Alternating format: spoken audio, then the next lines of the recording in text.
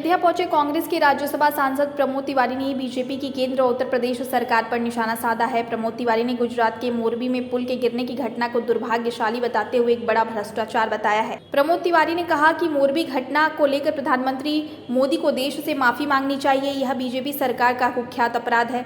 घड़ी बनाने वाली कंपनी को ठेका दिया गया जिसको कोई अनुभव नहीं था। बीजेपी सरकार का बनाया पुल 4 दिन भी नहीं चला। इसमें भ्रष्टाचार की दुर्गंध आ रही है। प्रमोद तिवारी ने उत्तर प्रदेश सरकार पर हमला बोलते हुए कहा कि यहाँ हर चीज में घोटाला हो रहा है। थाना तहसील सभी जगह रिश्वत 3 गुना बढ़ गई है। उन्होंने 44 वर्षों की राजनीति में केंद्र व यूपी की इतनी भ्रष्ट सरकार नहीं देखी। तो वहीं प्रमोद तिवारी ने राम मंदिर को लेकर कहा कि बीजेपी ने राम मंदिर को राजनीतिक मुद्दा बना रखा है। बीजेपी नहीं चाहती थी कि राम मंदिर का निस्तारण हो। कांग्रेस के मसौदे पर ही हल राम मंदिर विवाद हुआ। 2024 के चुनाव में लाभ लेने के लिए बीजेपी राम मंदिर निर्माण में देरी कर रही है। बीजेपी को देश की सबसे झूठी पार्टी बताया। प्रमोद तिवारी ने अयोध्या में हनुमानगढ़ी के दर्शन भी किए। इससे पूर्व कांग्रेस के स्थानीय नेताओं ने प्रमोद तिवारी का स्वागत किया। देखिए, आज अगर भगवान राम की भव्य मंदिर का निर्माण हो रहा है तो थोड़ा सा इतिहास में चलें। कांग्रेस का हमेशा स्टैंड था कि बातचीत से तय हो जाए या फिर जो न्यायालय का फैसला हो दोनों पक्ष माने। कांग्रेस कभी नहीं इधर से उधर हुई और हमने इसे कभी राजनीतिक मुद्दा नहीं बनाया। इसे आस्था और भावनात्मक मुद्दा रखा। लेकिन यहाँ एक ऐसी पार्टी है जो झूठ के अलावा कुछ नहीं बोलती। सबसे बड़ी भारत की झूठी पार्टी। उसने हर चुनाव में कहा कि अगर प्रदेश की सरकार बन गई तो हम भव्य मंदिर बनवाएंगे। जब प्रदेश की बन गई तो कहा जब केंद्र में भी बन जाएगी तब हम बनवाएंगे। प्रदेश में भी बनी, केंद्र में भी बनी। भाजपा ने तो कभी नहीं बनाया। वही जो कांग्रेस ने कहा था कि बातचीत से या न्यायालय का निर्णय हो।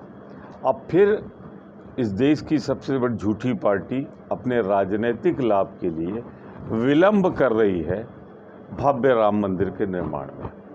सर्वोच्च न्यायालय का निर्णय हुआ है कि भव्य राम मंदिर की स्थापना हो। आखिर भारतीय जनता पार्टी इसे 2024 तक क्यों ले जाना चाहती? इसका तो निर्माण हो चुका होता।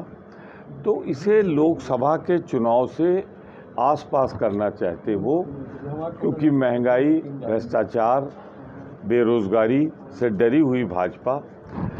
एक बेसिक फ़र्क मैं आज अयोध्या नगरी में बताना चाहता हूँ। मुझे सौभाग्य मिला है राम कथा पार्क का। मुझे सौभाग्य मिला है राम की पैड़ी का। पर्यटन मंत्री के रूप में वीर बहादुर सिंह जी के कार्यकाल में, श्रीपद मिश्रा जी के कार्यकाल में जो एक यहाँ बना था विकास का, उसका मैं उपाध्यक्ष था। मुख्यमंत्री जी अध्यक्ष होते थे। तो हम लोगों ने अयोध्या का विकास किया। अयोध्या का एक यात्री सुविधा बनाई और भाजपा ने सिर्फ अयोध्या को एक राजनीतिक मुद्दा बनाया। उसने कभी इसे आस्था और विश्वास से नहीं जोड़ा। तो मैं आरोप लगाता हूं कि जो राम मंदिर के निर्माण में विलंब पहले हुआ, अब हुआ, उसके लिए अगर कोई दोषी है तो भारतीय जनता पार्टी की सत्ता लिप्सा। ये भ्रष्ट भाजपा सरकार की अपराध और एक ऐसा कुख्यात अपराध है जिसके लिए कभी भी इनको माफ नहीं किया जा सकता। 7 महीने पुल का मरम्मत होती और मरम्मत कौन करता है? एक घड़ी बनाने वाली कंपनी जिसका कोई एक्सपर्टाइज नहीं है, कोई अनुभव नहीं है। और भाजपा सरकार का बनाया हुआ पुल 4 दिन भी नहीं चलता है। इसमें दुर्गंध आ रही है भ्रष्टाचार की।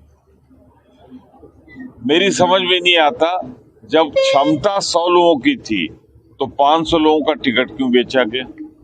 लगभग 600 टिकट बेचे गए। मंत्री कहते हैं 7 लोग मरे शुरुआती दौर में।